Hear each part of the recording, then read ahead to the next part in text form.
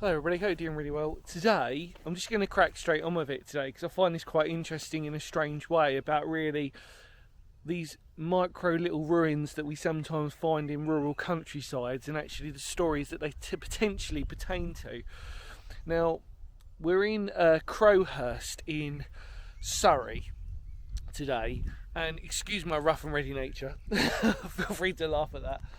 And we have come to see this ruin, which I've passed on many an occasion.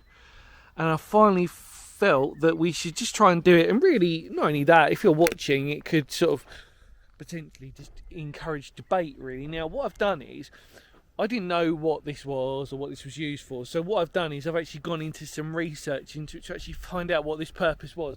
I knew that from memory, it wasn't World War II. Even though it's quite modern, obviously, as you can see the steps, but there are a couple of fascinating bits of information I found about it. Now, the first thing is that I found on the old maps that this was originally labelled as Coles Farm, and the whole, you'll probably see it in an image now, which is that was the whole area just around here would have been a farmstead. And it's fascinating really because actually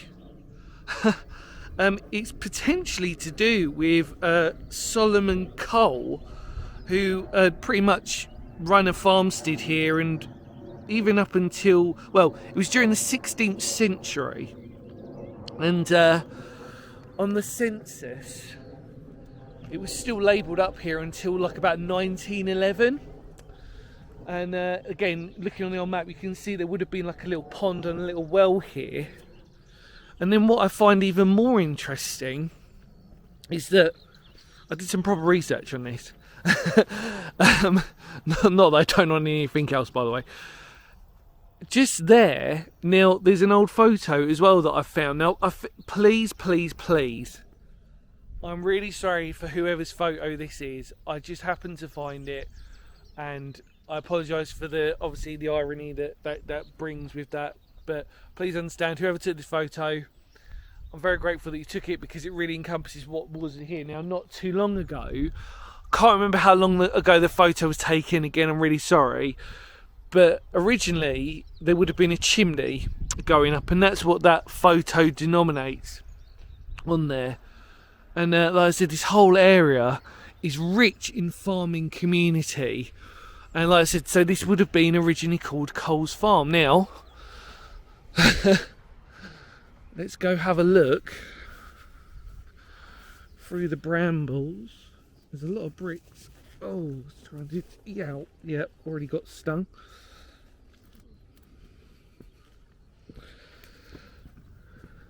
Look at this.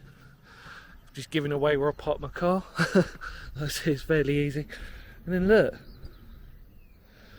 Obviously, as you can see, this is really all we can look at because Can't Go is so well overgrown.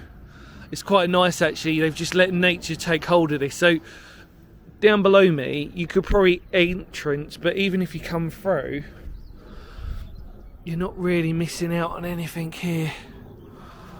But that's the chimney that you could see in the older photo, which wasn't too long ago. And obviously time and weather's knocked that down. You can see that there was a window there, another window there. So the bottom end of that chimney, there's a little hay feeder there for, I don't know what that could be, but you'd obviously put your hay bale in that. Amazing, really. What's left? But it is just a ruin. And you can obviously see these concrete steps. But again, this whole area at one point, just this section here, would have been part of what would have been labelled as Coles Farm. And there's a lot of little ruins around here that symbolise obviously the farming industry that's just here. We've just come off the M25 and there's a road closure at the moment, so hence why there's a bit of busyness going on. But the fact that this farmstead still remains is absolutely amazing. And it's, I thought I'd just sort of show you this as a brief video really. You can see here as well, as we've gone by, some old pottery. Look at this. And some old... Oh, wow. Get my finger around this. Look at that.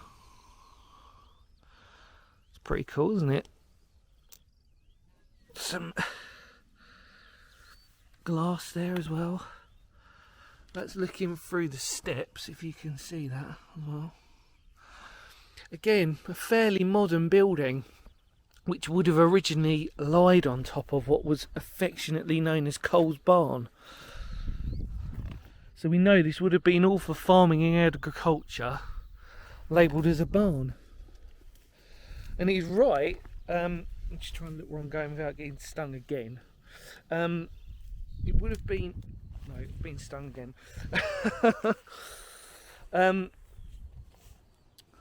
That's going to itch like buggery in the morning.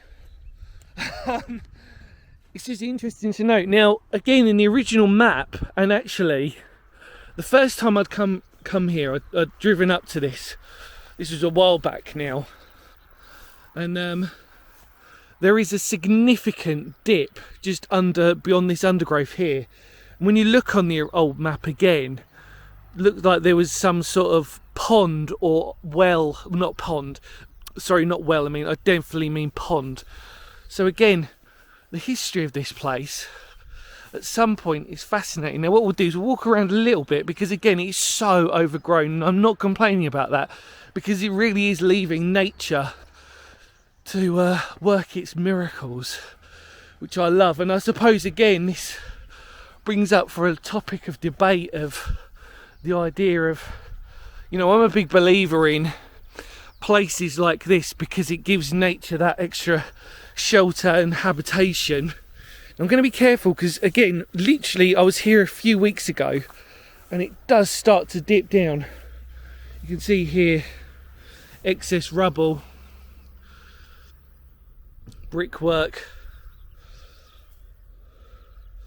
all from the former farming building. It's a shame really, it could probably tip over at any point. But yeah, whoa, see? All of a sudden, that just dips down. You're not going to get the undulation on this as much as I can feel it, but there's a significant... Let's get a little bit further. Oh God, this is really interesting of how this just drops. There we go. So we're now at the opposite side of the barn. There you go. And originally, like I said, there was potentially a pond just here with a water source. And there's our building. But like I said, the original site of this was dated as early as the 16th century. So 1500s for all of you people who aren't, just in case. It's always good to sort of remind people. But amazing. Again, it's just brilliant, isn't it? How such small insignificant ruins can transform into a habitation for nature. And even though they would not normally on my channel, I'd give such credence to such a place like this, it really does highlight how important a place like this can be after its former use, and the fact that there is significant bits of history that still survive even when you look through the old maps, and even, like I said, on a modern day photo. And again, I just want to clarify, I do apologise for whoever photo that was that I'd taken, but really it was just to show there was originally a chimney there, and it was actually not even long. I want to say that photo was taken about 10 years ago, so yeah, about 2010 I want to say, but yeah, you can see significant damage already from that. You could see the originally there would have been probably another window there as well. Brilliant. There you go. Oh God, as I'm wading through on a very dewy morning, look. Oh dear. How fun. There you go, thank you so much. Look, can you see my trousers? Oh dear, that's fun. There you go.